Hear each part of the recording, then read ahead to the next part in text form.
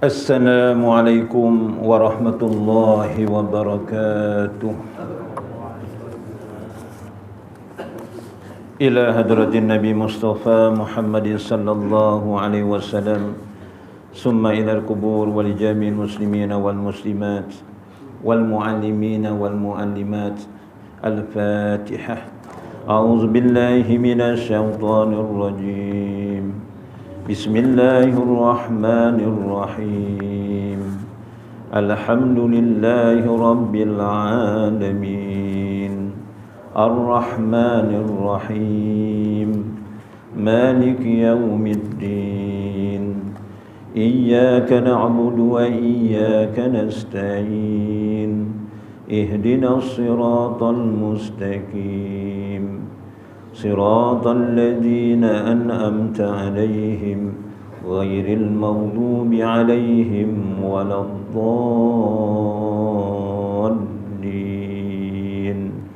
آمين. أعوذ بالله السميع العليم من الشيطان الرجيم. بسم الله الرحمن الرحيم. Alhamdulillahi rabbil alamin. Hamdan hamidin, hamdan syakirin, hamdan sabirin, hamdan marzukin, hamdan magbulin, hamdan kasiran tayyiban mubarakan fih, hamdan yuafi ni'amahu wa yukafi'u mazidah. Ya Rabbana lakal hamdu kama yanbaghi li jalali wajhika wa azimi sultanik. Allahumma salli ala sayyidina Muhammadin tibbil qulubi wa dawaiha wa afiyatil abdani wa sifaiha wa nuril absari wa diyaiha bihaqqil azamati zatika birahmatika ya arhamar rahimin. Allahumma amsayna alal fitratil islam wa kalimatil ikhlas wa ala dini Nabi Muhammadin sallallahu alaihi wasallam wa ala millatina abina Ibrahim alaihi salam hanifan musliman wa makana minal musyrikin. Allahumma a'inna ala zikrika wa sukrika wa husni ibadatik. Allahumma ahrijna min zulumatil wahmi wa akrimna binuril fahmi waftah alaina bima'rifati ilmi wa nawwir qulubana kama nawarta samsa wal qamar wa sahil lana abwaba fadlik. Rabbana atina fid dunya hasanah wa fil akhirati hasanatan wa qina azaban nar. Wa sallallahu ala sayyidina Muhammad wa ala alihi wa sahbihi wa baraka wa sallam. Walhamdulillahi rabbil alamin.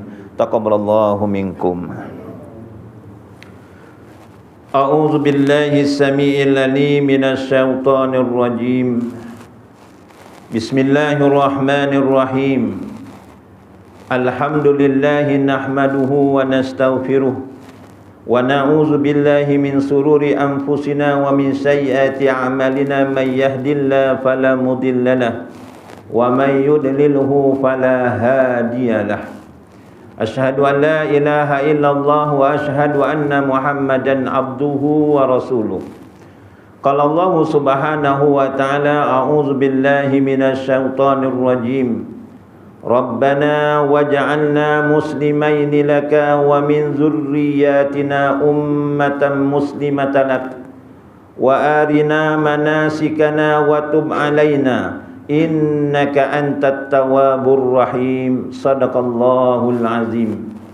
Bismillahilladzi la yadurru ma'asmihi say'un fil ardi wala fis sama' wa huwas samiul alim. Bismillahi masyaallah la yasuqul khaira ilallah.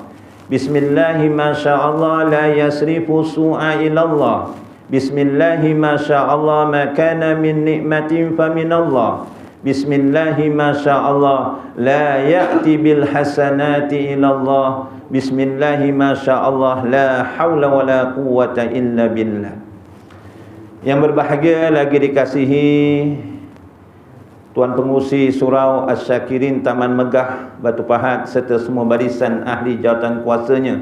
Yang dihormati tuan-tuan imam, tuan-tuan Bilal, yang dihormati barisan kepimpinan masyarakat, yang dihormati barisan para alim ulama, yang dihormati tuan-tuan haji, puan-puan hajah, tuan-tuan, puan-puan, hadirin hadirat yang dikasihi lagi dirahmati Allah sekalian. Kapari-kapeh waras, alhamdulillah. Terlebih dahulu marilah kita sama-sama bersyukur pada Allah Subhanahu wa taala yang telah muliakan pada kita akan nikmat yang tidak terhitung, terutamanya nikmat sihat dan nikmat masa lapang kita. Mudah-mudahan kita dapat menggunakan nikmat sihat dan nikmat masa lapang ini kita gunakan untuk perkara-perkara yang meningkatkan keimanan dan ketakwaan kita kepada Allah Subhanahu wa taala. Sebab Rasulullah telah memberi pesan pada kita, nikmatani maghbunun fihima katsirun minan nas, as-sihhatu wal farahu. Dua nikmat kata Rasulullah yang kebanyakan manusia suka mensia-siakan, iaitu nikmat sihat dan nikmat masa lapang. Orang tahu nikmat sihat ni apabila dia sakit sebenarnya tuan-tuan ya. Kalau dia tak sakit ni kadang-kadang tak tahu begitu besarnya nikmat sihat. Orang masa lapang ni dapat sadar apabila orang tu waktu sibuk tuan-tuan. Memang tahu besarnya nikmat masa lapang. Dan alhamdulillah kita bersyukur pada Allah kerana masih lagi kita bersyukur pada Allah kerana dikurniakan sebesar-besar nikmat, iaitu nikmat iman dan Islam. Banyakkanlah kita berdoa, berharap penuh semoga sepanjang kita hidup di dunia ini dan sekiranya kita mati nanti dalam keadaan beriman dan bertakwa dengan sebenar-benarnya. Hadirin hadirat yang dirahmati Allah, pada malam yang berbahagia ini kita sama-samalah ya, saya ini bukan mengajar tuan-tuan, depan-depan saya ini para alim ulama ya. Saya cuma bual-bual ajalah nak mengisi masa lapang antara maghrib sampai isyak ni. Sebenarnya saya ingatkan dekat sini Senin malam Selasa, Ahad malam Senin. Saya dah hampir-hampir ke sini, tapi hati saya macam tak sedap, ada yang tak kena tengok dekat dekat jadual dalam handphone, rupanya malam ini. Ingatkan Parit Kasim, ingatkan Parit mana ni, Parit Siddiq. Oh rupanya dekat Taman Meroli je sebelah rupanya. Alhamdulillah Allah Ta'ala gerakkan ya, puji sana tuan-tuan. Jadi alhamdulillah kita diketemukan oleh Allah pada malam ini, yang mana pada malam ini tuan-tuan saya ingin sama-sama mengulang kaji supaya dapat menyuntik semangat kita untuk beribadah, iaitu adakah salah kita beramal mengejar fadilat ya? Adakah salah kita beramal mengejar fadilat tuan-tuan? Hadirin hadirat yang dirahmati Allah sekalian ya. Ada orang yang beramal melakukan amal soleh ni tuan-tuan, macam tuan-tuan tadilah, daripada rumah mungkin ada yang dah mengambil wuduk ya, daripada rumah tadi sambil dia melangkah, langkah kaki kanan, sambil ke surau mungkin dia berzikir, sampai ke surau aja mengikut adab-adab masuk ke surau, kaki kanan baca doa, niat itikaf, solat sanatul tahiyatul masjid, lepas kemudian solat fardu maghrib berjemaah, kemudian berwirid lagi, kemudian berdoa, kemudian sembahyang sunat ba'diyah maghrib, kemudian orang balik dorong nyenu ngono ngorongok ke bual-bual kosong ke ya, duduk ya dalam majlis ilmu, kemudian nak menanti waktu isyak, nanti sembahyang isyak. Itu semua amal-amal soleh tuan-tuan, amal-amal ibadah. Tuan-tuan, ada orang yang melakukan amal ibadah, contoh yang saya sebutkan tadi, ada yang melakukan amal ibadah kata Imam Nawawi rahimahullahu taala kerana dia takut kepada Allah. Dia melakukan amal ibadah yang saya sebutkan tadi tu kerana apa dia buat? Kerana dia takut kepada Allah. Itu adalah makam seorang hamba ya. Itu adalah makam kedudukan seorang hamba. Ada orang yang beramal ibadah, dia nak mengejar fadilat. Contohnya dia solat maghrib berjemaah, dia nak mengejar fadilat, iaitu nak dapat ganjaran pahala salatul jamaah minas salati fardhi bi sab'ina wa isrina darajat. Solat berjemaah itu lebih utama, lebih afdal daripada solat sendiri 27 darjat. Maksudnya mengejar 27 darjat itu. Adakah salah atau tidak? Ini yang kita nak bahaskan ni pada malam ini ya. Itu adalah orang yang beramal beribadah mengejar fadilat. Itu adalah makam seorang saudagar ya, makam seorang saudagar kata Imam Nawawi. Saudagar ni biasa kalau niaga nak untung ke nak rugi? Yang golek untung. Jarang orang niaga nak rugi ya. Lagi-lagi kalau tengok gendang Cina. Ini bukan nak nganu orang Cina, tak, memang untung ajalah. Untung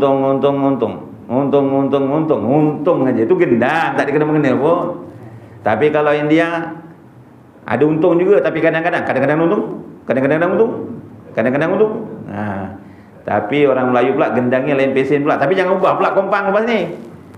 Apa gendangnya? Tak untung aja. Tak untung, rugi ketebok jatuhnya. Itu bunyinya tak dikena mengena pun tuan-tuan, ya. Jadi tuan-tuan, hadirin hadiratnya dirahmati Allah, ada orang beramal ibadah dia mengejar fadilat, itu adalah makam seorang hamba. Ada orang yang beramal ibadah tuan-tuan hadirin hadirat kerana perintah Allah. Dia solat fardu itu perintah Allah, berjemaah itu perintah Allah, mengamalkan ayat Al-Quran, baca Quran itu perintah Allah. Maksudnya dia melakukan amal ibadah itu kerana melakukan perintah Allah. Itu adalah makam orang yang berilmu, ya. Manakala ada, kata Imam Nawawi, ada orang beramal ibadah, setiap kali dia beramal ibadah dia merasakan, meyakini Allah Ta'ala melihat apa yang dia lakukan. Dia meyakini Allah Ta'ala mengetahui apa yang dilakukan. Itu adalah makam seorang yang ihsan. Tapi ada kata Imam Nawawi, makam yang paling tinggi sekali tuan-tuan, dia beramal ibadah, contohnya tadi solat berjemaah, ya zikir, ya baca donga, ya sunat ba'diyah, ya duduk dalam majlis ilmu. Dia melakukan amal ibadah itu kerana apa? Kerana dia bersyukur kepada Allah. Itu setinggi-tinggi darjat. Itu adalah makam orang yang ikhlas, tuan-tuan. Jadi tuan-tuan, siapa dia contoh? Dia melakukan amal ibadah kerana dia bersyukur kepada Allah. Tidak lain, tidak bukan. Adalah qudwah hasanah yang terbaik untuk kita. Laqad kana lakum fi Rasulillahi uswatun hasanah. Ya, contoh qudwah ikutan yang terbaik kita tidak lain tidak bukan adalah Nabi Muhammad sallallahu alaihi wasallam. Yang mana Sayyidatina Aisyah ni ketika itu Rasulullah gilirannya di rumah Sayyidatina Aisyah. Dilihat Sayyidatina Aisyah ni, Sayyidatina Aisyah ni tanya pada Rasulullah, "Idza shalla qama hatta tafattara rijlahu." Qalat Aisyah, "Ya Rasulullah." Yang mana Sayyidatina Aisyah radhiyallahu anha ni dia melihat Rasulullah melaksanakan solat kerana saking suwine berdiri, saking suwine ngadeg qiyam, mendirikan solat sampai sikile bengkak. Rasulullah diperhatikan oleh Sayyidatina Aisyah, ya, Rasulullah lihat, Sayyidatina Aisyah lihat Rasulullah ni mendirikan solat, terutamanya solat sunat, saking suwine dia mendirikan solat lagi, ngadeg lagi sampai sikile bengkak. Kalau saya bengkak juga. Saya tuan-tuan tidak. Bengkak kerana kena gaut, ya, bukan kerana banyak solat tuan-tuan. Hari ni kena dekat sini, dekat bawah, sebab tu diam aja. Itu sikit aja dia pun dah mengadu dengan orang-orang, tak, ya. Ataupun kita bengkak kerana terkehel contohnya, kesandung ngono tipu terkehel, ya. Tapi Rasulullah bengkak bukan kerana terkehil, bukan kerana gaut, kerana lamanya dia qiyamul lail, berdiri tengah malam beribadat kepada Allah, contohnya mendirikan solat-solat sunat. Lalu Sayyidatina Aisyah pun bertanya, ya Rasulullah, atasna'u hadza wa qad ghufira laka ma taqaddama min dzambik wa ma ta'akhara. Sayyidatina Aisyah berkata apa? Ya Rasulullah, wahai Rasulullah, apa yang kau buat ki? Kok sampai solat sekali bengkak-bengkak ki, kenapa? Tapi tak cakap jauh lah tuan-tuan, ya. And saya translate. Kenapa kok solat sampai sekali bengkak ki, kenapa? Sedangkan dosa-dosamu yang telah lalu dan yang akan datang telah diampuni oleh Allah. Dan kamu pun ya Rasulullah telah dijamin oleh Allah masuk dalam surga. Kok kenapa susah sangat? Rasulullah menjawab apa? Ya Aisyah, afala akunu abdan syakura. Wahai Aisyah, kata dia, bukankah seharusnya aku menjadi hamba yang banyak bersyukur? Maksudnya Rasulullah tadi walaupun sekiranya ada dosa yang dahulu kemudian dah diampunkan oleh Allah, dah dijamin masuk surga pun, Rasulullah masih lagi beramal ibadah, di antaranya qiyamul lail sampai sikil bengkak. Kerana apa? Kerana tanda dia bersyukur kepada Allah. Tuan-tuan ada jaminan masuk dalam surga? Ada? Tuan-tuan pasti dosa tuan-tuan ni diampun oleh Allah? Pasti. Patutnya sikil kita ya lagi bengkak sembahyang ni. Orang bengkak pun ya istiqomah lah tuan-tuan ya. Sebab itu mudah-mudahan tuan-tuan tak dapat rakaatnya banyak, setidak-tidaknya kita qiyamul lail walaupun 2 rakaat tahajud pun alhamdulillah. Dah kira ahli tahajud lah tu. Jangan ahli terkejut aja. Terkejut tengok bola, terkejut tengok bola. Bukan saya nyarang orang tengok bola. Kata ustaz saya, bawa orang lupa Allah. Jangan bawa orang lupa Allah ya. Tengok bola juga tengah malam, tapi jangan sampai kita tak ada waktu nak mendekatkan diri pada Allah. Dapat 2 rakaat solat sunat tahajud pun alhamdulillah. Tutup dengan sembahyang witir 3 rakaat. Contohnya kalau kita ni tuan-tuan bukan ahli qiyamul lail, kita senang aja lepas sembahyang isyak, lepas sembahyang sunat ba'diyah isyak 4 rakaat, kita sembahyang sunat tahajud terus.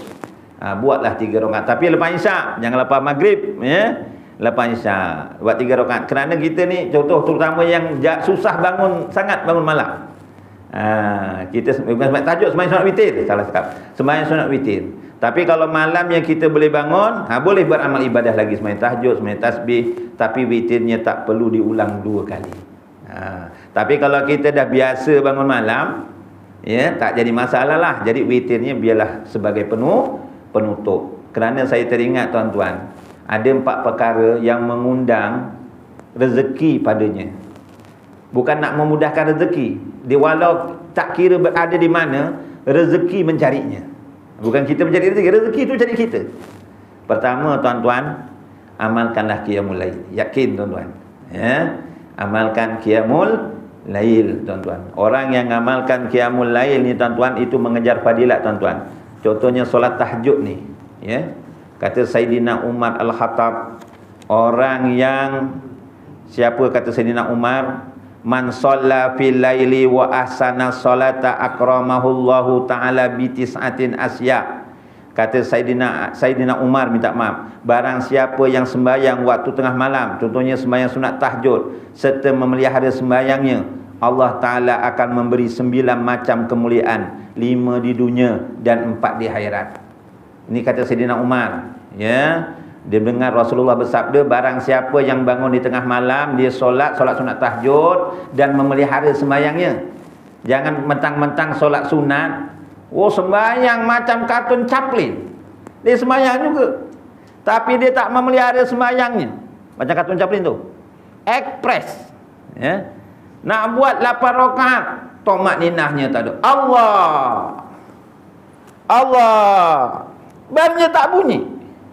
Doa iftitah tak baca. Fatihah, bismillahirrahmanirrahim. Ghairil maghdubi alaihim waladdallin. Ujung aja yang betul. Yang awal nak kata wasol tak wasol, nak kata waqaf tak waqaf. Surah langsung tak baca. Nak buat laporan. Jangan. Nak dapat fadilat tadi kata Rasulullah, barang siapa yang mendirikan solat di tengah malam, kemudian memelihara kesempurnaan sembahyangnya, walaupun sembahyang sunat kena pelihara. Rukun qalbinya, rukun kaulinya, ya, rukun fi'linya kena jaga walaupun sembahyang sunat. Ya, jadi kena sungguh-sungguh. Kerana apa? Allah Ta'ala beri 5 macam di dunia. Yakinlah. Pertama apa 5 macam di dunia? Iaitu pertamanya tuan-tuan, yahfazuhullahu minal awqat. Allah Ta'ala akan pelihara dirinya daripada segala penyakit tuan-tuan. Yakinlah tuan-tuan. Tuan-tuan amalkan rajin solat di tengah malam, dijauhkan daripada penyakit zahir dan penyakit batin. Siapa yang dah sakit, selain cari ubat, jumpa tabib sana, tabib sini, pergi hospital pantai, hospital KPJ dan hospital mana-manalah. Itu tak salah. Tapi jangan lupa di antara penawar sakit, banyak-banyakkanlah qiyamul lail. Kalau tak mampu berdiri, sembahyanglah ikut mampunya, ya. Betul. Sembahyang ni tak ada alasan macam ibadah lain. Kalau kenapa kamu tak pergi haji? Tinggal tulang, ya Allah. Kenapa tinggal tulang? Saya dah daftar dapat tahun 2092. Umur dah 49, tinggal tulang, ya Allah. Contoh, ada alasan. Dah daftar nak pergi tak boleh. Tak, nama tak disebut-sebut. Boleh pergi umrah aja. Ada jawapan lagi. Kenapa tak keluarkan zakat? Ya Allah, macam mana saya nak keluarkan zakat? Saya asnaf. Asnaf. Ada jawapan lagi. Kenapa tak puasa? Saya dah cuba puasa, ya Allah. Tapi perut saya kalau puasa pukul 9, saya dapat imsak menahan diri pukul 9 pun macam urat nak putus usus saya, Ustaz. Ya Allah, contohnya. Tak sihat. Dia punya gastrik tahap gaban punya. Contohlah tahap gaban. Teruk betul. Ada alasan lagi. Tapi kalau solat ada alasan. Kenapa kamu tak solat? Saya tak boleh diri, ya Allah. Saya kaki kena gaut, tak boleh diri. Kenapa tak duduk? Oh, duduk pun tak boleh, ya Allah. Kalau duduk pinggang macam ada tukel. Wah. Oh, duduk tak boleh, baring lah. Oh, baring pun tak boleh. Syaratnya not. Oh, baring pun tak boleh. Guna isyarat mata. Oh, mata pun tak boleh, ya Allah. Macam nak terjojol, kurang makan carrot. Makan carrot ni bagus untuk mata, tuan-tuan. Makan mata pun tak boleh. Selagi dia ingat kena sembahyang. Kalau mata tak boleh, isyarat mata tak boleh, guna hati. Takkan hati pun tak boleh. Matilah engkau. Jadi malam, tuan-tuan, sembahyang malam ni, sayang kita sakit, ya, di antara penawarnya, tuan-tuan, banyakkanlah kita qiyamul lail. Tak mampu diri, duduk ikut kemampuan. Contohnya kita dapat merawat penyakit-penyakit hati. Dengan solat tengah malam ni, insya-Allah dapat merawat penyakit hati, riak, ujub, hasad dan sebagainya. Yang kedua, orang yang solat sunat tahajud tengah malam walaupun 2 rakaat, apa dia sebut, tuan-tuan? Wa yazharu asyaru ta'ati fi wajhi, dinampakkan pada mukanya tanda-tanda sebagai orang yang taat kepada Allah. Tandanya bukan setakat dekat akhirat, mukanya bersinaran, bercahaya.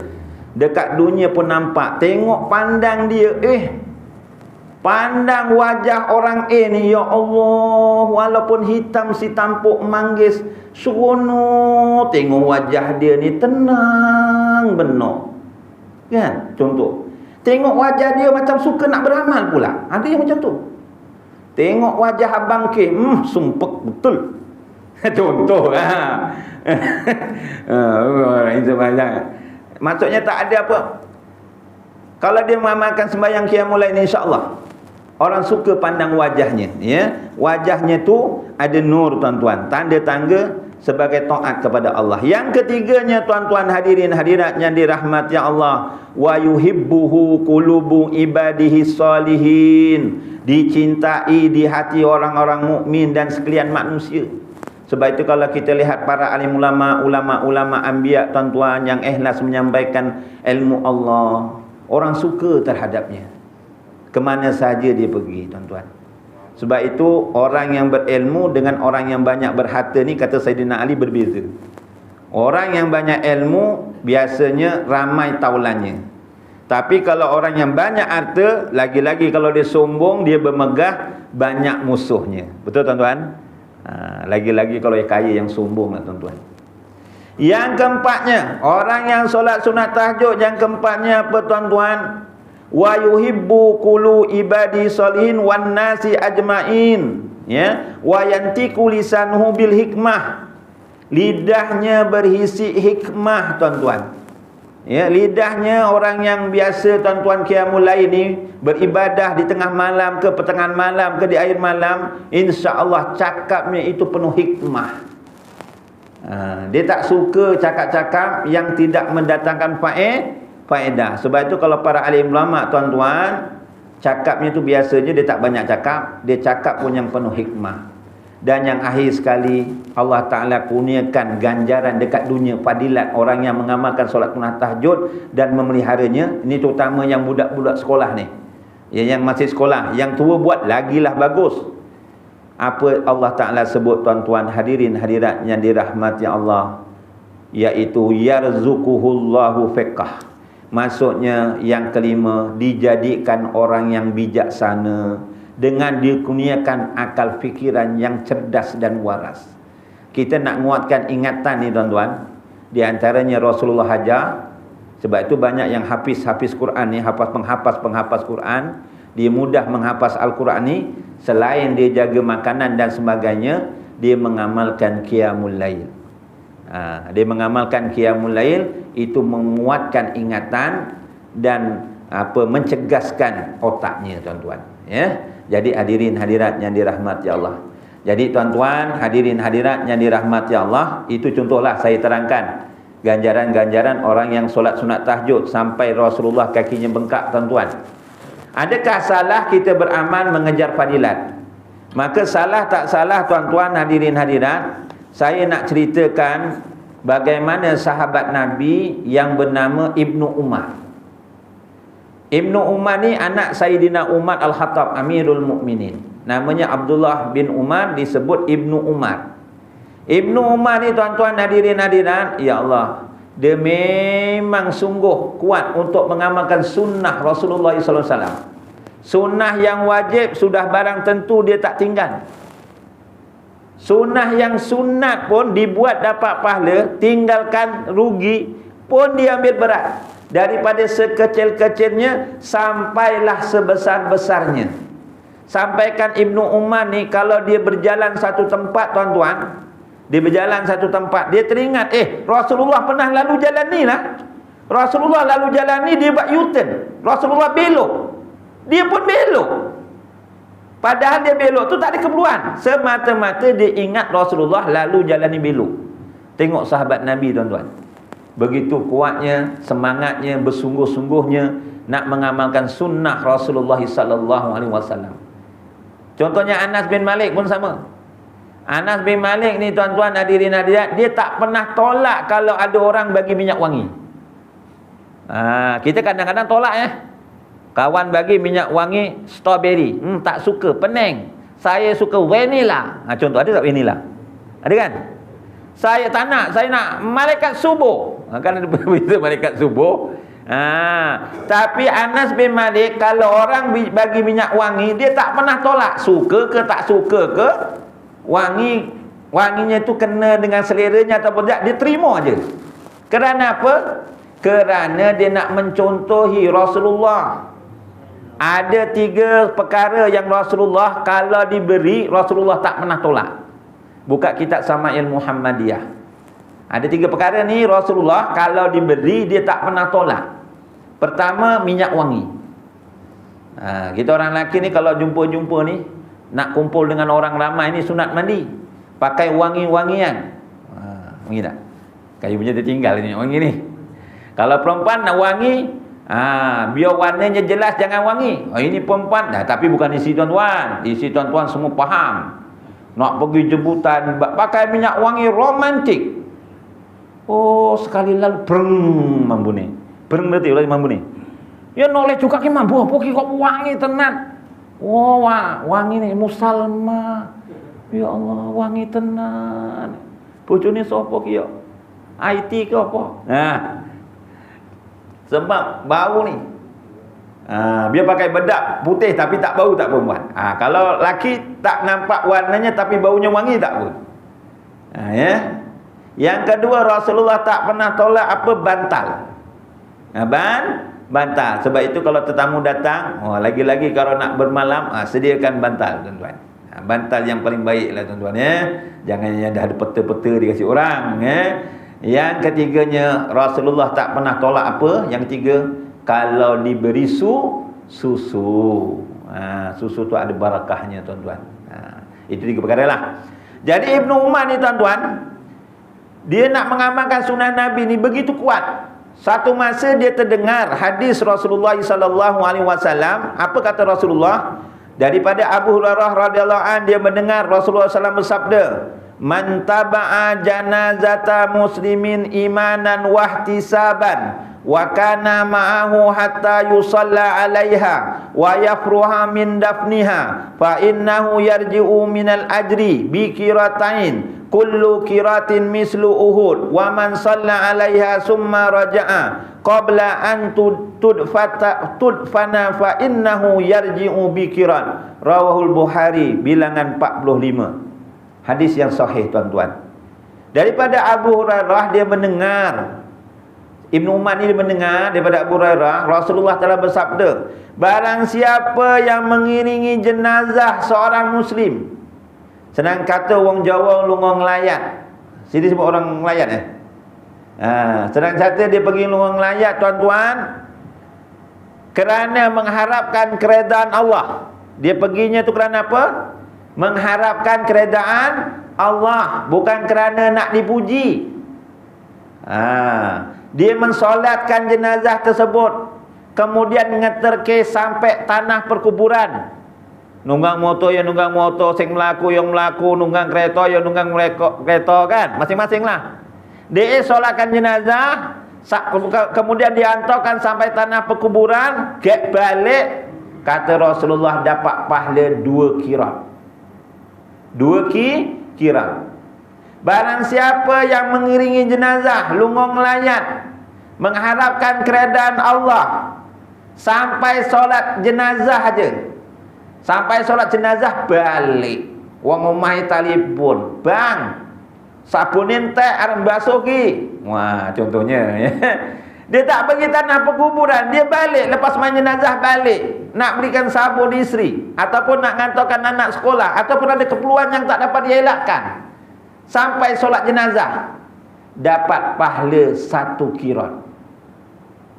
1 qirat ni apa? Besar pahalanya itu 1 qirat sebesar seberat gunung Uhud, tuan-tuan. Pernah nampak gunung Uhud? Yang pergi haji pergi umrah nampaklah. Kalau tak nampak tengok TV lah, tuan-tuan. Google aja ya. Google. Mr. Google. Tapi tengok betul-betul ke tak. Tengok. Besar tak pahalanya? Besar. Habis kalau orang mengiringi jenazah tak sampai solat. Orang solat dia duduk bawah pokok pinang. Orang solat jenazah dia duduk kat motor je. Bukan orang sini. Ini orang kutub utara yang tak ada orang. Tak sembahyang solat jenazah, habis dapat berapa qirat?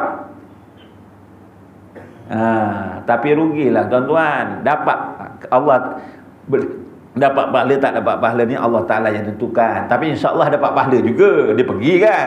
Cuma tak samalah dengan orang yang mengiringi jenazah, mengharapkan keredaan Allah, solatkan dan seterusnya sampai ke tanah perkuburan. Tapi rugi. Ni kadang-kadang imam sebelum dia mensolatkan jenazah, biasa dia bagi tahu, tuan-tuan hadirin hadirat, pihak keluarga mengucapkan ribuan terima kasih di atas kehadiran tuan-tuan. Tidak lama lagi solat jenazah akan dijalankan. Marilah sama-sama kita memberi penghormatan yang terakhir.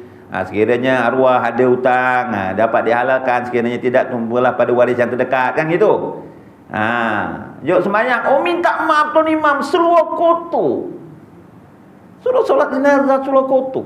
Dan kau tahu pergi solat jenazah, kenapa suruh kotor? Kalau kotor tak najis bolehlah, setakat tanah je tak ada masalah. Ustaz, tuan imam, tak ambil wuduk. Ambillah wuduk dekat belakang tu. Rugi. Rugi.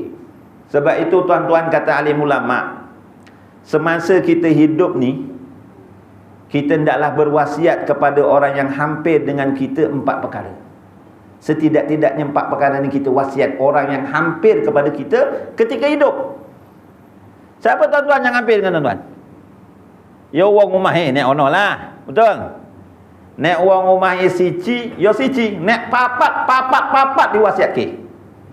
Berarti nek papat. Ada sini yang 4. Ada pun tak payahlah kat tangan. Ada Ali? Oh dia diam satu lah tu. Kena juga aku kata dia. Kenapa kita tak tahu mati dekat mana? Isi nombor 1, nombor 2. Pesan apa? Kalau dudukkan anak, pesan dengan anak. Pertama, wasiat apa pertama? Kita wasiat contohnya dengan isi yang abang nak cakap sikit.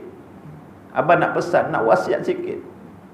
Sekiranya abang ditakdirkan pergi dulu, besok kalau ayang menangis, jangan meratap-ratap yang ya. Nangis biasa-biasa dah lah.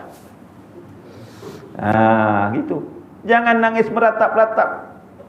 Kan ada zaman jangan nangis sampai abang jangan gitu. Meraung-raung, meratap-ratap. Rambut diurai-uraikan, baju dikoyak-koyak. Jangan. Nanti semakin kuat ayang menangis, bertambah berat siksaan abang dalam kubur. Ini abang dah bagi tahu. Kalau yang buat juga, ayang tanggung sendiri. Abang dah buat yang kelima tu. Ngomai, ngingoni, ngeloni, ngayami, ngayomi. Abang dah ngayomi, dah ngajar. Ngeloni dah lah. Ngayomi tu abang dah ajar jangan buat. Pesan tu pertama. Dah pernah buat belum? Dah. Oh, diam dah lah ni. Siapa yang belum balik nanti cuba cakap. Agak-agak reaksi isteri macam mana? Abang aku dah bang tak biar agaknya. Agak-agak peluk sikit ni, malam ni peluk kuat tuan-tuan. Tak percaya cuba lah.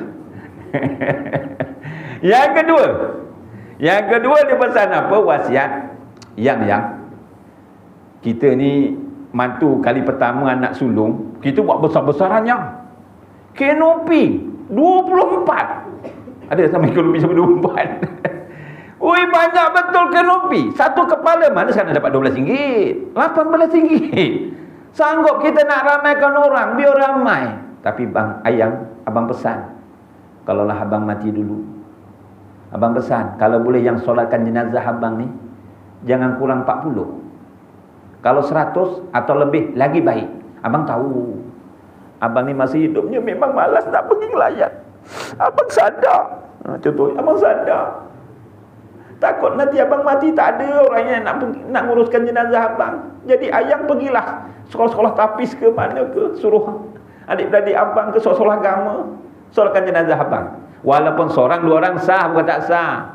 Tapi kalau jenazah tersebut, mayat tersebut disolatkan oleh 40 orang lelaki yang benar akan akidahnya, jauh daripada melakukan syirik, maka doanya dimakbulkan oleh Allah dan mudah mendapat syafaat daripada Allah, pertolongan daripada Allah. Wasiat tu. Dan pesan lagi, kalaulah yang solatkan jenazah abang besok, kita ada anak, biarlah anak abang dulu, anak kita yang solatkan jenazah abang. Pesan macam tu. Tapi tuan-tuan, anak yang nak solatkan jenazah kita ni, biasanya yang saya lihat tuan-tuan, anak yang dalam masih hidupnya memang kaki solat. Dah azan kita sambung sikit sampai kaki solat nanti sambung lagi sikit.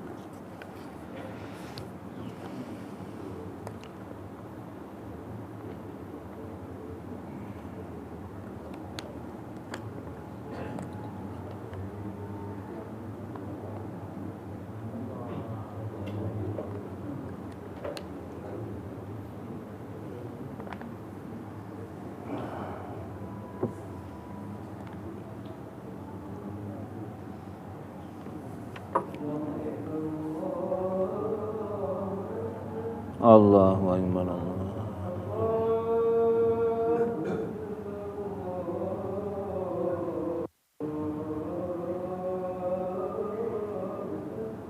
Allah.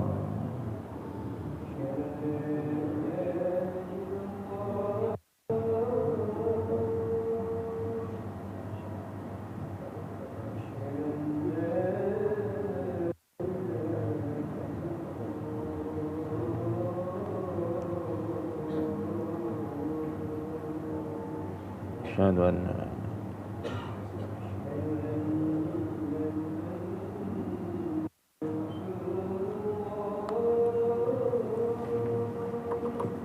asyhadu an la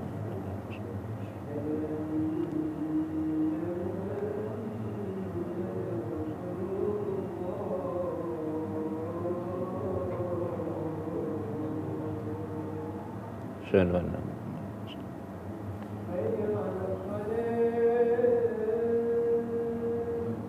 No.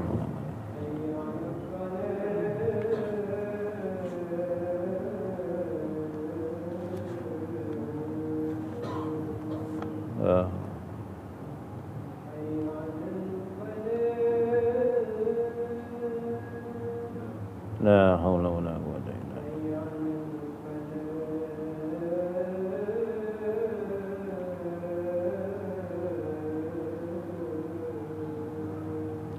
La haula wala quwwata illa billah.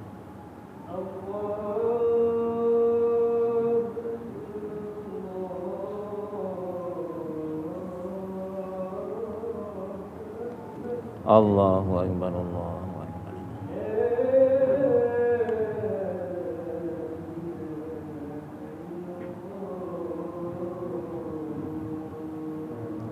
La ilaha illallah Muhammadur Rasulullah sallallahu alaihi wasallam. Allahumma rabb hadhihi da'wati tamma wa salatu qaimah. Ati sayyidina Muhammadin al-wasila wal fadila wa salatu al-aliyata rafi'ah wa ba'asumakum mahmudan alladhi wa'ata innaka latuliful mi'ad. Allahumma fi dhunubi wa li walidayya warhamhuma kama rabbayani shaghira.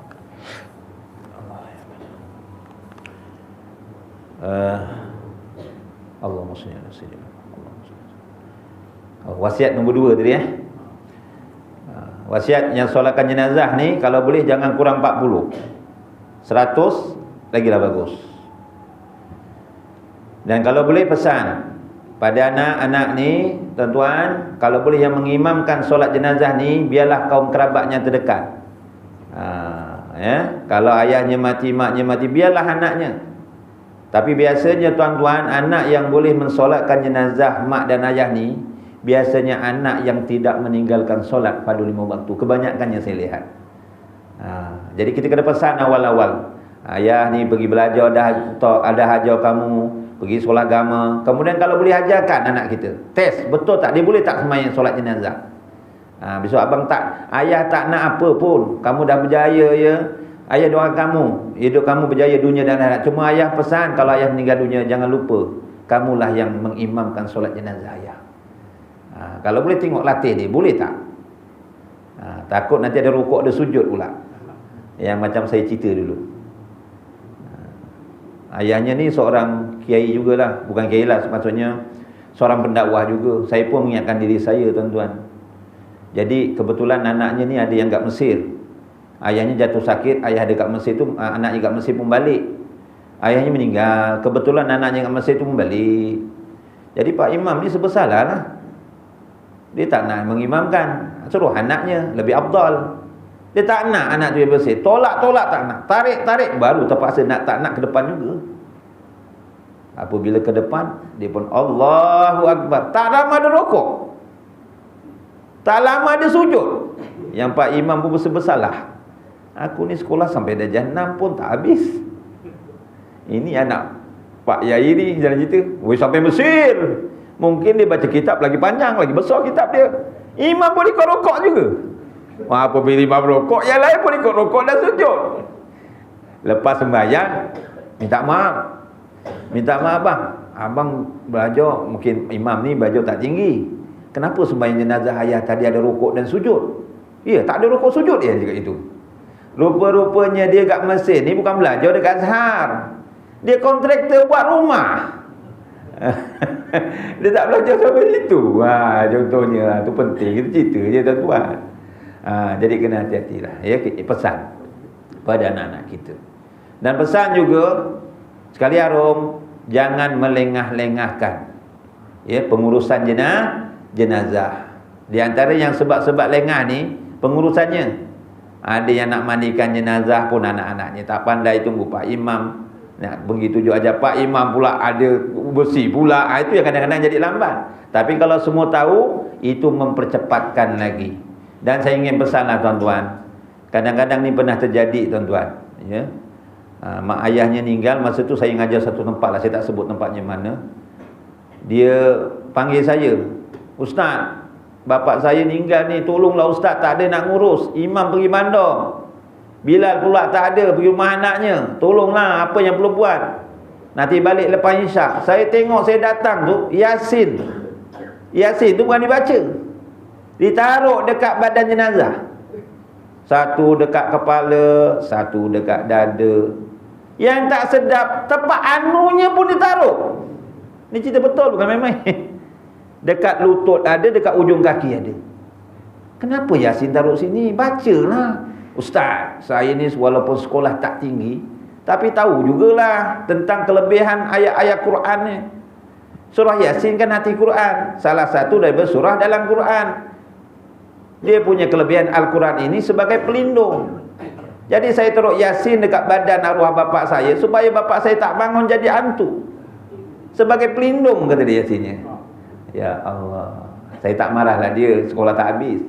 Saya terangkan baik-baik. Baik itu dengan ayat Quran ni kita tuan-tuan kena hormat. Kalau hormat adab pada Al-Quran pun kita tak adab, sedangkan Al-Quran itu ada kalamullah. Ayat-ayat Quran adalah merupakan mukjizat. Kadang-kadang ni saya sendiri pun kadang-kadang lupa baca suratul Mulk tu, taruh kat lantai, kelepek gitu. Tahu? Kan sekeping, tapi kau tuan-tuan taruh kat lantai, kelepek itu je. Tengok, memanglah boleh, tapi adabnya tu. Apa salahnya kita angkat itu atas daripada pusat, kan baik. Lagi satu, kadang-kadang kalau kita pergi jemputan, kadang-kadang orang kasih apa? Yasin, mana jumpa tak? Kadang-kadang doa memang bagus niat dia tu. Tapi kalau transparent kita nampak. Tapi kalau kita dah nampak, buat tak tahu, ini ada Yasin ditaruh dekat belakang, didudui. Ya Allah, jaga. Yasin alhamdulillah. Qurannya semua dekat atas ni. Nak baca, ustaz susah lah Quran dekat atas. Nak kasih pahala lah tu, nak baca ambil lah, bangun tu, ambil Quran pun dapat pahala. Pernah ustaz ning ngono tarik ngono bocok air ning ngono kada tangi kan dapat pahala tuan-tuan. Wong pandang Qurannya dapat pahala. Kan ada 5 perkara yang dipandang dapat pahala, betul? Dia tak sebut pandang gepeng dapat pahala, tak ada. Saya dalam Quran tak jumpa lagi dalam hadis pandang gepeng dapat pahala. Gepeng tu gepeng, tak ada. Tak apa, dia apa yang pertama? Pandang ibu bapa dapat pahala. Anak-anak pandang mak bapak dapat pahala. Kita pandang mak suka betul. Pandang ibu IT suka betul. Pandang mak ayah tak suka. Padahal pandang mak ayah dapat pahala, pandang aja. Yang kedua, pandang Kaabah dapat pahala. Nombor 3, pandang air Zam-Zam dapat pahala. Nombor 4, pandang Quran dapat pahala. Tapi janganlah daripada umur 1 tahun, daripada umur 1 tahun sampai 40 walu dulu Quran lu. Kok didelok ayat apa? Delok yang dapat pahala kok. Ya jangan ditengok aja. Tengok dapat pahala, lagi dibaca, dipahami, dihayati, diamalkan, lagi besar pahalanya. Dah jangan air sekali tuan-tuan. Ada yang kata pandang alim ulama dapat pahala. Pandang keindahan alam, ingat pada Allah pun dapat pahala tuan-tuan. Ada yang lebih hebat tuan-tuan, dia tak baca, dihidupkan handphone. Anaknya bual-bual dekat sebelah jenazah, dihidupkan handphone baca Yasin, surah Ra'du. Ya Allah. Ingat. Dan yang ketiganya tuan-tuan, wasiat apa? Ini sunat. Yang kalau abang mati dulu, abang pesan, kalau abang mati dekat Taman Megah ni, kuburkanlah dekat mana sini? Dekat mana? Beruli. Sempurnakanlah, sunat kita sempurnakan. Tapi janganlah minta bukan-bukan. Kalau abang mati dekat Taman Beruli, kuburkan abang dekat perkuburan Bakak ya. Tak bakit kan? Dekat Madinah sana tak payahlah. Yang boleh-bolehlah. Kalau abang mati besok, kuburkan sebelah mak ya, kubur arwah mak. So ingatkan kubur dia punya ke? Maknya dah tinggal 30 tahun dulu. Sebelahnya memang dah penuh, takkan nak dipindahkan kuburan. Itu tak perlulah. Yang boleh tunaikan. Ingatkan dah boleh ngeteh katnya kat situ. Kuburkan dekat mana pun insya-Allah jumpa tuan-tuan. Dan yang akhir sekali tuan-tuan, ini kadang-kadang kita lupa. Wasiatlah kepada keluarga kita, sekiranya abang mati dulu, abang ada meninggalkan harta, jangan bergaduh, ya. Bagikanlah, kalau yang ada belum sempat namakan pusaka, bagikanlah secara Islam, cara faraid. Kemudian jangan lupa, ya, belanjakan hartanya itu pada jalan Allah. Infakkanlah, titipkanlah pahalanya untuk abang, jangan sampai lupa. Kita tuan-tuan kadang-kadang pergi surau, nampak ada tabung, masukkan RM10 contoh, niatkan pahalanya, titipkan pahalanya untuk arwah mak bapak kita. Bukan setakat mak bapak saja dapat pahala, malah anak yang meniatkan pahalanya itu pun dapat pahala yang sama.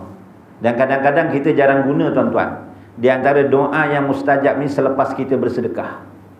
Tapi kata guru saya, tuan-tuan, Ustaz Marzuki, kata dia, sebaik-baiknya sekali sedekah satu hajat. Banyak hajat tak jadi masalah. Ini masukkan 50 sen. Mintanya daripada maghrib sampai isyak contohnya, patut-patutlah ya. Tak salah, tak salah. Allah Taala suka pada orang yang minta, tuan-tuan. Jadi tuan-tuan, hadirin hadirat yang dirahmati Allah. Jadi tuan-tuan, Ibnu Umar dengar hadis kelebihan tersebut, Rasulullah kata, ya, mengiringi jenazah, mengarahkan keredaan Allah sampai tanah perkuburan, solatkan jenazah sampai tanah perkuburan dapat 2 qirat. Kemudian kalau sampai solat saja dapat 1 qirat. Jadi Ibnu Umar ni nak pastikan apa yang didengar tu betul ataupun tidak, dia jumpa orang yang hampir dengan Rasulullah sallallahu alaihi wasallam, iaitu Sayyidatina Aisyah radhiyallahu anha. Wahai Aisyah, betul ke ketika Rasulullah masih hidup dia ada menyatakan sedemikian? Kata Sayyidatina Aisyah, betul, aku memang dengar Rasulullah menyatakan sedemikian, kelebihan ataupun fadilat orang yang mengiringi jenazah. Lalu kata Ibnu Umar apa? Alangkah ruginya aku, kata Ibnu Umar, selama ini aku membiarkan begitu sahaja pahala yang begitu besar mengiringi jenazah. Sebab itu tuan-tuan, hadirin hadirat yang dirahmati Allah, dalam kitab Wasiatul Mustafa, begitu juga dalam kitab Nasayul Ibad yang telah disusun oleh An-Nawawi Al-Bantani, malaikat Jibril ini pernah berwasiat kepada Rasulullah, sekiranya aku menjadi keturunan Nabi Adam, menjadi manusia, maka dia tidak tinggalkan 7 perkara ini. Menandakan 7 perkara ini fadilatnya begitu besar, tuan-tuan. Ya, yang pertamanya, solatlah fardu 5 waktu bersama imam. Ya, itu pertama. Yang keduanya, rajin-rajinlah duduk di dalam majlis ilmu.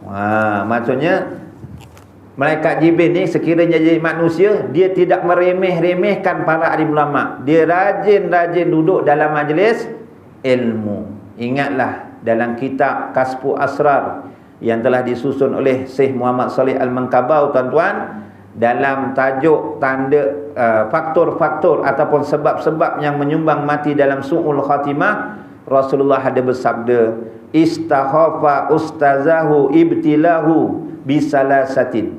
Barang siapa yang meringankan guru-gurunya, meringankan para alim ulama, Allah Ta'ala turunkan 3 bala, tuan-tuan.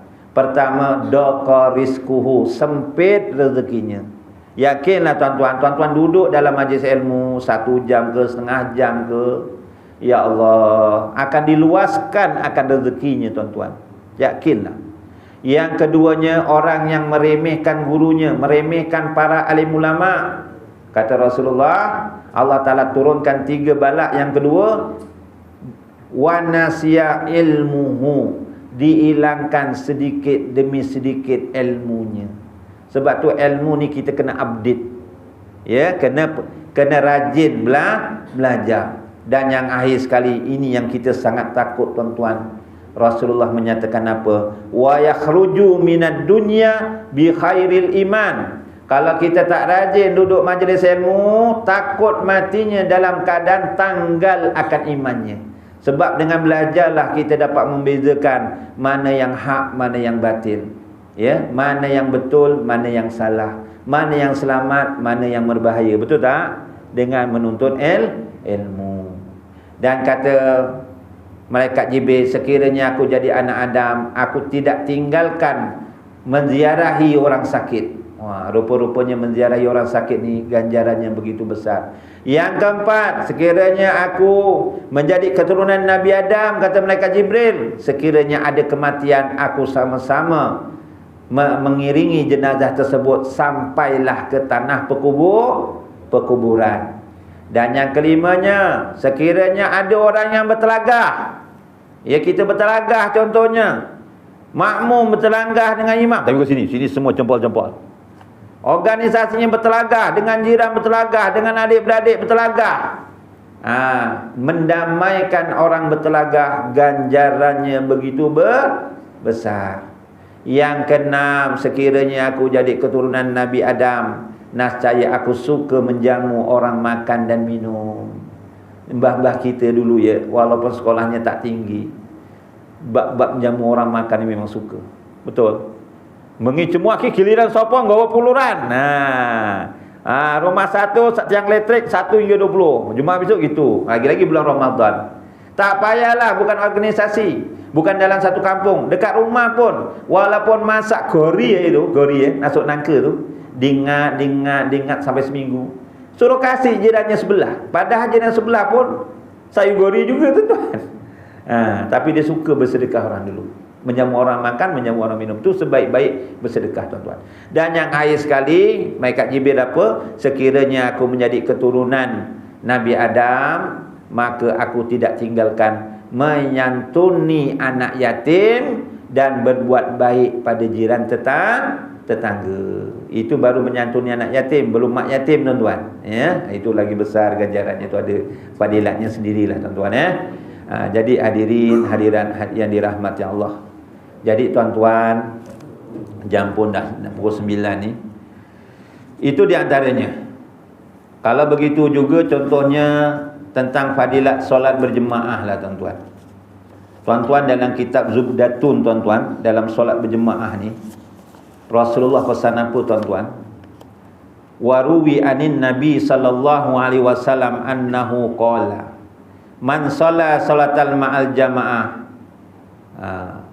Barang siapa yang buat 4, Allah Ta'ala balas 6. Kita buat 4, Allah Ta'ala bagi 6. Itu untungnya umat Nabi Muhammad. Ganjarannya dilipat kali gandakan berbanding umat-umat yang dahulu. Apa buat 4 dapat 6? Pertama buat 4, pertama solatlah berjemaah bersama imam, solat fardu. Yang kedua, wajalasa fi khalqatil ilmi, duduklah dalam majlis ilmu. Yang ketiga, wasami'a kalam Allah, kita mendengar ayat Quran. Tadi kita mula-mula kuliah aja dengar ayat Quran kan tadi. Duduk macam ni mudah, betul. Kemudian tadi solat berjemaah tak? Solat berjemaah. Kemudian apa? Yang keempat, wa amila bihi a'tahu, dia mengamalkan akan ilmu yang pelajari. Jadi tuan-tuan buat 4 perkara ni. Solat berjemaah bersama imam, duduk majlis ilmu. Ketiga, mendengar ayat-ayat Al-Quran. Nombor 4, tuan-tuan hadirin hadirat, mengamalkan akan ilmu yang pelajari. Kita berazam. Sebab tu kata As-Sufyan As-Sauri, belajar yang sempurna kena ada 5 proses. Pertama, kalau cikgu mengajar, pertama kena diam. Dekat sekolah ni cikgu mengajar kena diam. Kalau saya tak apa, saya bukan ngajar, bual-bual aja. Tuan-tuan nak bual-bual lah, saya tak marah pun tuan-tuan. Pertama, kena diam. Yang kedua, ngerungok-ke. Kita menang ngono, guru ni ngajar ngerungok-ke, dengar. Nombor 3, wis ngerungok-ke, ngiling-ke. Dah balik nanti tuan-tuan, sambil ngombe ngono, kopi gebres, pisang goreng, keropok goreng, mikir mau belajar apa ya Ustaz ke ngajar mau ya. Oh, ngajar fadilat mengiringi jenazah. Nek tekan kubur dapat 2 kirat, nek solat air untuk 1 kirat. Ngiling ke betul? Tak cukup setakat ngiling ke aja. Nek orang amal, sesok ana wong ninggal yo kono sing ninggal dhek tuaku. Tak sempurna. Dia kena amalkan proses nombor 4. Dia dah ingatkan pelajaran yang belajar. Nombor 4, kena amalkan semampu mana yang mungkin.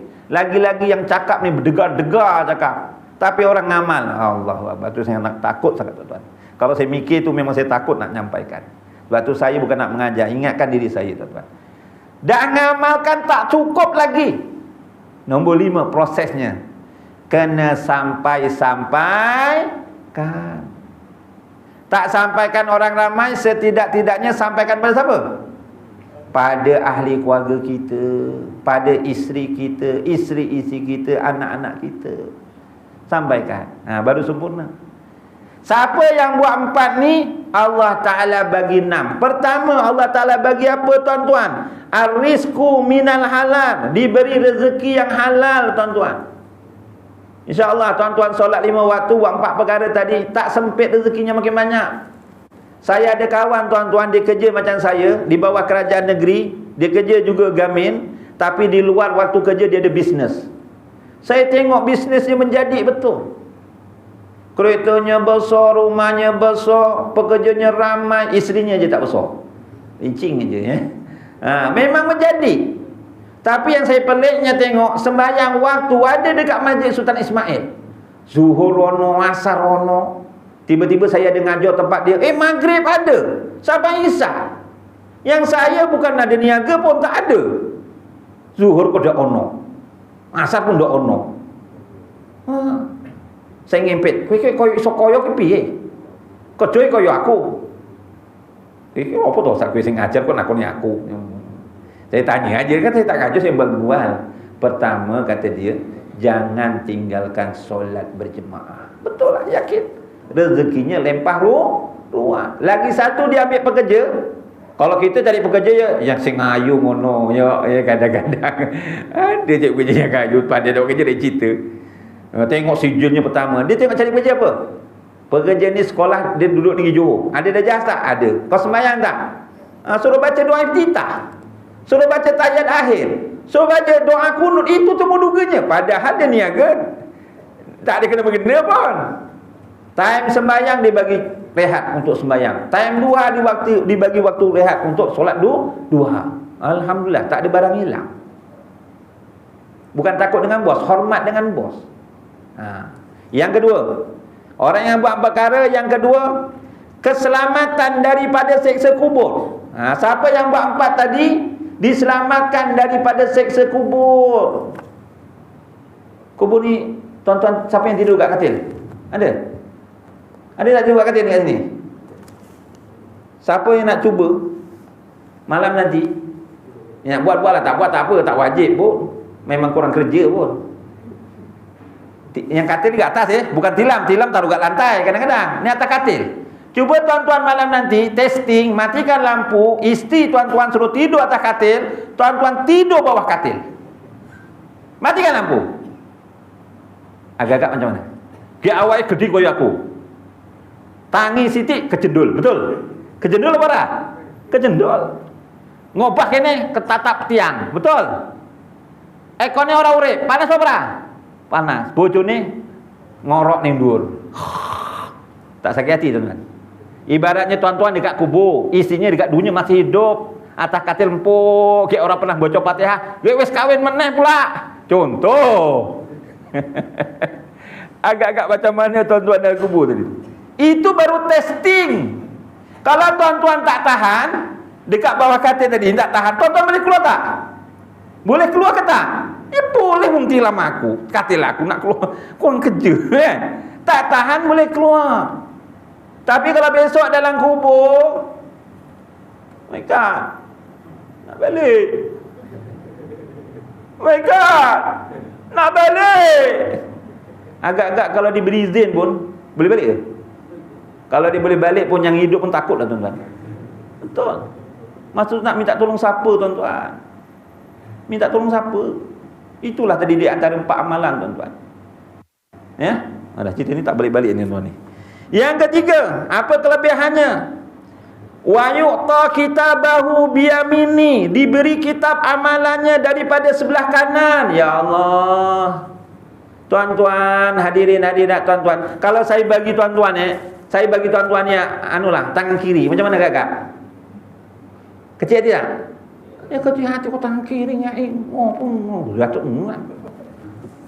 tuan-tuan, ada 3 masa tuan-tuan sungguh berdebar-debar. Tak kira dia kaya ke, dalam masa hidupnya berpangkat ke, hidupnya banyak harta ke, pengaruhnya kuat ke, 3 masa ni sungguh gerun kita nak tahu keputusan gerunnya. Pertama, ketika kita dekat Al-Mizan, kita sungguh minta maaf. Pertama, kita nak dapat suratan amal, kita sungguh gerun. Kita dapat suratan amal tu, buku catatan belah kanan ashabul yamin ataupun ashabul siman, belah kanan ataupun belah kiri. Tengok kawannya, ya Allah sebelah kiri, ini kawan aku dulu kat taman sama-sama ni, main judi mesennya sama-sama, ngumpatnya sama-sama. Lah untuk belah kiri, buah aku pun belah kiri. Pucat apa dah? Pucat. Masa tu pertama nak dapat suratan amal, sungguh takut. Yang kedua, kita takut ketika kita di Al-Mizan. Sama ada pahalanya lebih banyak, lebih berat, ataupun dosanya lebih berat. Masa tu sungguh takut nak tahu keputusannya. Dan yang ketiga yang kita sungguh takut, sungguh berdebar-debar tuan-tuan, ketika kita mengharungi proses yang terakhir, sama ada nak menuju ke syurga ataupun neraka, iaitu ketika titian sirat. Sama ada lepas ataupun tidak. Jadi di antaranya supaya kita dapat suratan amal sebelah kanan, amalkan 4 perkara. Nombor 4, melewati titian sirat dengan mudah bagaikan kilat menyambar. Masya Allah, tabarakallah. Sebab itu diceritakan dalam Tazkirah fil awalil mauta wal umuri wal akhirat. Beli kitab ni yang telah ditulis oleh Al-Imam Qurtubi. Tak tebal kitabnya, 1121 muka surat ke 23 gitu. Tak tebal kan? 1121 je.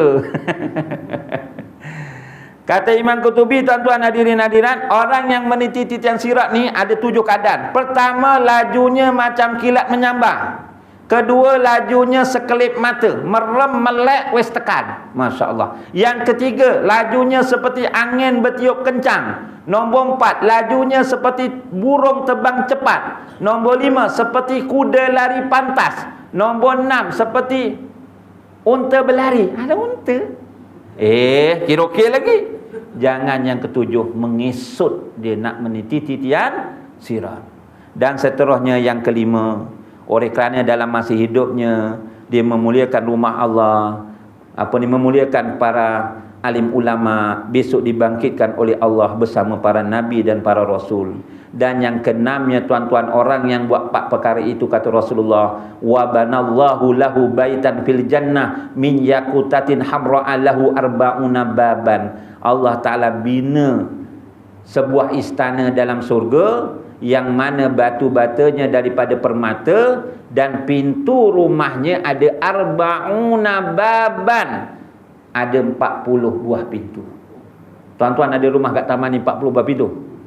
Kalau ada, alhamdulillah. Kalau ada pun tak sama dekat surga. Jadi setakat itu saja yang saya dapat sampaikan. Kalau silap dan salah, harap dapat dimaafkan. A'udzubillahi minasyaitonirrajim. Bismillahirrahmanirrahim. Alhamdulillahirabbil alamin, wassalatu wassalamu Muhammadin asrafil anbiya'i wal mursalin wa ala alihi wa sahbihi ajma'in. Allahumma arinal haqqa haqqa warzuqna tiba'ah, wa arinal batila batila warzuqna tinabah. Allahumma ati Muhammadanil wasilah waj'al fil mustafina mahabbata wa fil alamina darajata wa fil muqarrabina sarrah. Rabbana atina fid dunya hasanah wa fil akhirati hasanah wa qina azabannar. Wa sallallahu ala sayyidina Muhammad wa ala alihi wa sahbihi wa baraka wa salam walhamdulillahi rabbil alamin. Subhanakallahumma wa bihamdika asyhadu an la ilaha illa anta wa astaghfiruka wa atubu ilaik. Bismillahirrahmanirrahim. Wal 'asr innal insana lafi husr illa alladzina amanu wa amilus solihat wa tawasaw bil haqq wa tawasaw bis sabr. Sadaqallahul azim. Saya terlupa tadi tuan-tuan ni. Minta tolong bagikan ni ya. Tapi yang boleh bagi.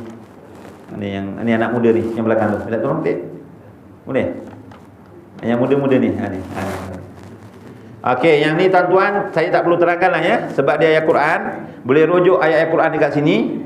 Doa supaya kita dikurniakan keturunan yang baik dan supaya kita rajin untuk melakukan amal soleh. Lakukanlah doa ini setidak-tidaknya selepas setiap kali kita solat ya. Dengan ini saya sudahi dengan wabillahi taufiq wal hidayah. Wassalamualaikum warahmatullahi wabarakatuh.